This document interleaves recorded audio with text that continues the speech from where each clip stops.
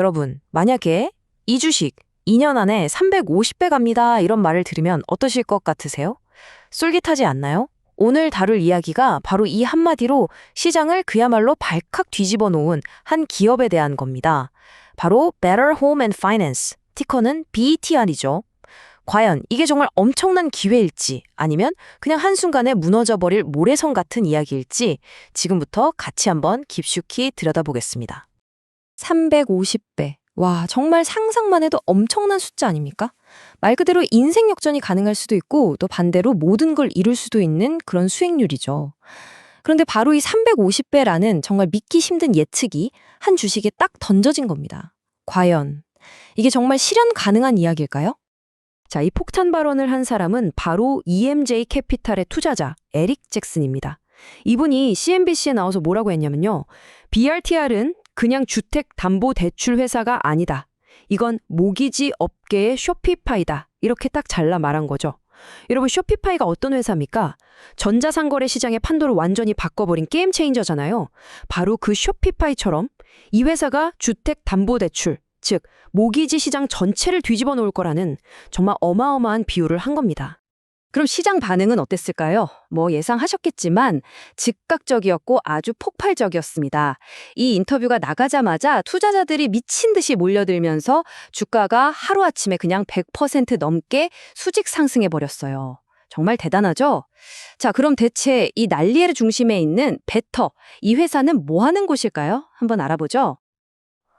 네, 이 모든 기대감과 논란의 한가운데에는요, 아주 오래되고 또 엄청나게 복잡한 산업을 그야말로 뿌리부터 바꾸겠다는 아주 야심찬 목표가 자리 잡고 있습니다.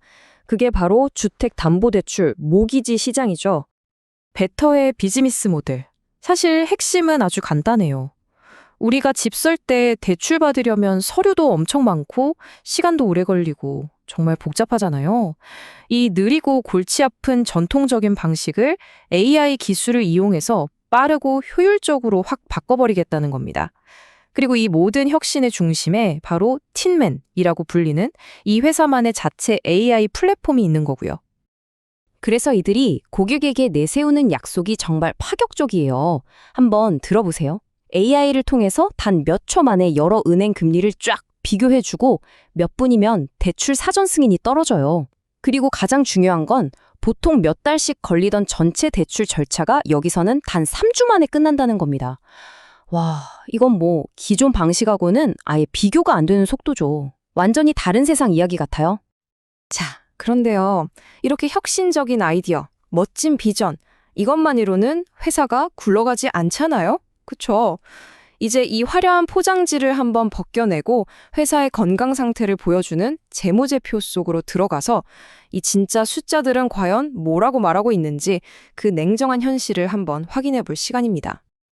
자, 이걸 보시면 이 회사의 상황이 딱 보입니다. 정말 두 얼굴을 가지고 있어요. 한쪽을 보면 와, 성장세가 무섭습니다. 매출도 46%나 늘었고 대출 규모도 31% 증가했어요. 이건 분명히 이 회사의 AI 플랫폼이 시장에서 먹히고 있다는 아주 긍정적인 신호로 볼 수 있죠. 근데 다른 한쪽을 보면 문제가 심각합니다. 이렇게 돈을 버는데도 불구하고 회사는 여전히 분기당 5천만 달러가 넘는 어마어마한 돈을 까먹고 있다는 냉혹한 현실이 있는 겁니다. 그리고 어쩌면 이 모든 걸 다 떠나서 가장 결정적인 숫자가 바로 이겁니다. 749.8%. 이게 뭐냐면요. 베터의 부채 비율이에요. 이게 무슨 뜻이냐면 쉽게 말해서 회사가 가진 자기 돈보다 빚이 무려 7.5배나 많다는 얘기입니다. 와, 이건 그냥 좀 위험한 수준이 아니라 누가 봐도 정말 아슬아슬한 외줄타기를 하고 있는 그런 재무 구조라고 할 수 있겠습니다. 당연히 전문 분석가들도 이런 상황을 그냥 보고만 있진 않겠죠. 시선이 아주 차가워요. 예를 들어서 유명 투자 리서치 기관인 모닝스타 같은 경우는요. 이 BETR의 적정 주가를 한 13달러 정도로 보고 있거든요. 그런데 지금 현재 주가는 이것보다 무려 462%나 비싸게 거래되고 있다는 겁니다. 한마디로 지금 주가는 거품이 너무 심하다라고 아주 강력하게 경고를 날리고 있는 셈이죠. 자, 지금까지 좋은 점, 나쁜 점 막 섞여서 나왔는데 좀 헷갈리시죠? 그래서 이번에는 이 회사의 내부적인 강점과 약점, 그리고 외부적인 기회와 위험 요인, 우리가 흔히 수업 분석이라고 부르는 틀에 맞춰서 한번 깔끔하게 정리해 보겠습니다. 이렇게 보면 전체적인 그림이 훨씬 더 명확해질 거예요. 먼저 회사 안을 들여다볼까요? 강점은 뭐니 뭐니 해도 독보적인 AI 기술, 바로 그 팀맨 플랫폼입니다. 이걸로 비용을 35%나 줄일 수 있고 이미 1,000억 달러가 넘는 대출을 처리해 본 경험도 있죠. 이건 확실한 강점이에요. 하지만 약점도 너무나 뚜렷합니다. 앞에서 계속 봤던 것처럼 돈을 계속 까먹고 있고 빚은 너무 많죠. 그리고 과거에 줌 화상통화로 직원 900명을 한꺼번에 해고해서 논란이 됐었는데 이때 생긴 부정적인 브랜드 이미지도 여전히 발목을 잡고 있습니다.